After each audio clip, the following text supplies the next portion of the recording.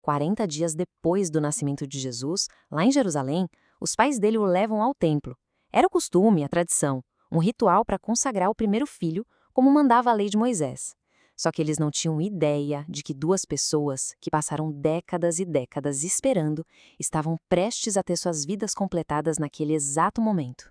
Essa é uma pergunta que, no fundo, todo mundo se faz em algum momento, né? Para os personagens da nossa história de hoje, a resposta foi uma vida inteira. Vamos começar com Simeão. Ele era um homem que morava ali mesmo, em Jerusalém. As escrituras não dão um currículo completo dele, sabe? Mas os poucos detalhes que temos pintam um retrato muito poderoso do caráter dele. O evangelista Lucas descreve Simeão com características bem marcantes. Primeiro, ele era justo no seu dia a dia, no trato com as pessoas. Depois, piedoso, ou seja, alguém com uma devoção profunda a Deus. Ele também esperava ativamente pela tal consolação de Israel. E o mais importante de tudo, o Espírito Santo estava sobre ele, guiando seus passos. Tá, mas o que significa essa consolação de Israel? Bom, essa era uma expressão da época para falar do Messias. A gente precisa lembrar que Israel estava sob o domínio de Roma, uma situação bem difícil. Então o povo ansiava por consolo, por alívio, e Simeão aguardava a promessa de que Deus ia enviar um redentor. E aqui está a base de tudo. A esperança de Simeão não era uma coisa vaga, quem sabe um dia. Não, ele tinha uma promessa divina, pessoal e direta. Imagina só, viver cada dia com essa certeza. Antes de morrer, ele veria o cumprimento da maior promessa de todas. E então, chega o dia. Num dia específico, o Espírito Santo move Simeão a ir ao templo. Não era só rotina, sabe? Foi uma direção clara. E lá, no meio de tanta gente, os olhos dele encontram um casal simples, da Galileia, carregando um bebezinho. A cena é de uma emoção profunda. Ele pega o menino Jesus nos braços. Pensa nisso, décadas de oração, de estudo, de espera paciente. Tudo isso culmina nesse toque. A vida inteira dele foi uma preparação para esse exato instante. As primeiras palavras dele não são um grito de euforia, são um suspiro de paz. A missão dele estava cumprida. A promessa que o sustentou por tantos e tantos anos tinha se realizado. Ele estava pronto. E aqui está o ponto central. Para Simeão, a salvação deixou de ser uma ideia abstrata. Ela se tornou uma pessoa, alguém que ele podia ver e tocar. A esperança se tornou visível, real, ali nos braços dele. O cântico dele, que ficou conhecido como Nunc Dimittis, termina com uma visão gigantesca. Essa salvação não era só para Israel, mas uma luz para todos os povos. Simeão enxergou naquele bebê um significado que ia muito além das fronteiras.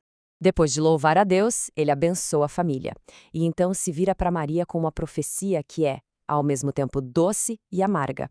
Ele avisa que aquele menino seria um divisor de águas e que a dor, como uma espada, também atravessaria a alma dela. A alegria da salvação viria junto com o sofrimento. Mas olha, Simeão não era a única pessoa atenta no templo naquele dia. É aí que surge Ana, uma figura que é a própria personificação da devoção constante. O texto diz que ela era viúva há cerca de 84 anos. Seja essa a idade dela ou o tempo que ela passou viúva, o número é impressionante. Simboliza uma vida longa, inteiramente dedicada ao serviço de Deus. A identidade dela é toda construída na sua fé. Ela era uma profetisa da tribo de Azer. Depois de um casamento que durou só 7 anos, ela fez do templo a sua casa. Dia e noite, com jejuns e orações, ela vivia para adorar e esperar. E no momento exato em que Simeão termina de falar, Ana se aproxima. E assim como ele, ela também reconhece o menino na hora. E qual é a reação dela? Primeiro, gratidão imediata. Depois, proclamação. Ela se torna a primeira a espalhar a boa notícia falando sobre o menino para todo mundo que compartilhava da mesma esperança. Então, nós temos essas duas figuras incríveis, Simeão e Ana.